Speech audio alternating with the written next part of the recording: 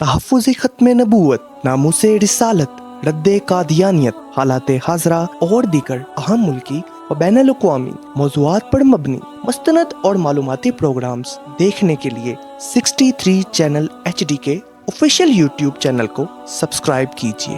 अल्लाहु अल्लाहु अल्लाहु अल्लाह अल्लाहु अल्लाहु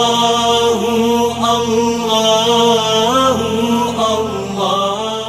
हज़रत जुम्मतुल मुबारक के मामले में एक दुरूद शरीफ का बड़ा ज़िक्र है और उसके बारे में ये है कि ये गुनाहों के कुफ़ारे के लिए काफ़ी है। वो कौन सा दुरूद शरीफ है और उसकी फ़जीलत क्या है?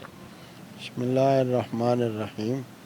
हज़रत अबू दरदा रज़ी अल्लाह ताला अन्हु नबी करीम सल्लल्लाहु अलैहि वसल्लम से बयान करते हैं, जो बंदा जुमे के रोज़ नमाज असर के बाद उसी जगह बैठे बैठे 80 बार यूँ दरूद शरीफ पढ़े, अल्लाहुम्मा सल्लि अला मुहम्मदिन नबील उम्मी व अला आलिहि वसल्लम तस्लीमा, उसके 80 साल के गुनाह माफ़ कर दिए जाते हैं और उसके लिए 80 साल की इबादत का सवाब लिखा जाता है। और ये अल-कौल अल-जमील जो हदीस पाक की किताब है उसमें यह हदीस मौजूद है। तो गुनाहों के कफ़ारे के लिए दुरूद शरीफ भी एक अक्सीर आज़म की हैसियत रखती है।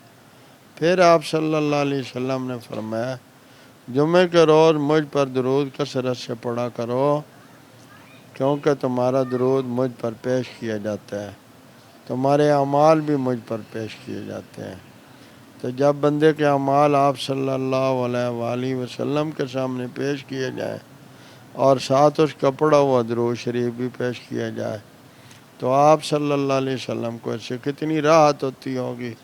अल्लाह मुझे भी, आपको भी, सारी उम्मत को इसका एहतमाम नसीब फरमाए। आमीन। बहुत शुक्रिया हज़रत, थैंक यू।